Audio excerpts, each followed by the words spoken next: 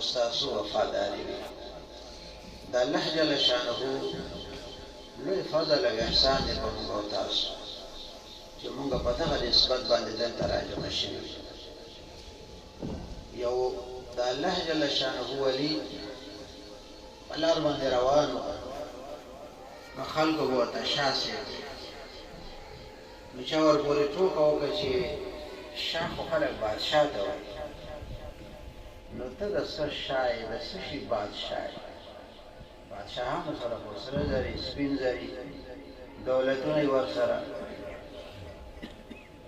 نو دی ورته جواب کې وایي چې بخانه زر نمی دارم فقیرم بخانه زر نمی دارم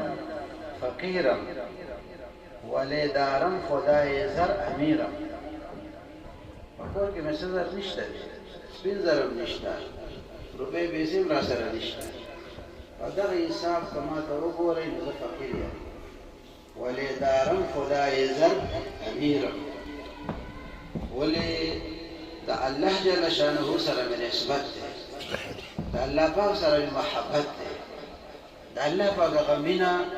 د الله د دین هغه محبت هغه زما په زړه کې دی او الله بادشاه دی د بادشاهانو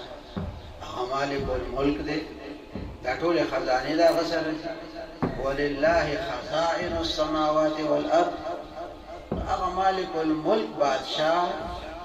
د هغه مینه زما په زړه کې ده نو چې د الله پاک مینه زما زړه کې ده او د الله د دین محبت زما په زړه کې دی د دین اسلام د خدمت جذبه زما په زړه کې ده نو په دغه لحاظ که ته ما ته ګورې نو زه امیر یم نو تاسو طالبان صاحبان که څوک نو په فقیرانو باندې مونږ شمارې چې دی خو فقیران دي څه ورسره نشته دی نو د دنیا د خلکو په حساب به فقیران یو خو د الله پاک فضل دی الحمدلله چې زمونږ او ستاسو نسبت د دین سره دی مونږ او تاسو چې څوک پېژني نو په دې دین باندې مو پېژني د دین طالب راته وایي د جومات استاد راته وایي د مدرسې د استاد نسبت راته کېږي نو په دغه لحاظ چې وکتې شي نو مونږ الحمدلله په ډېر لوی دولت باندې مالامال یو او د وطنونو د خپلو علاقو هغه جوماتونه هغه مدرسې هغه ستاسو په انتظار دي هغه خلک ستاسو په تمه دي چې که خیر دی به راځي دی به فارغېږي دی به هغه علمي جواهرات ځان سره راوړي او دا خپل وطن به که خیر په هغه علمي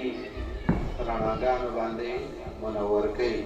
نو الله جل شانه دې ټولو طلبای کرامو ته همت او طاقت ورکړي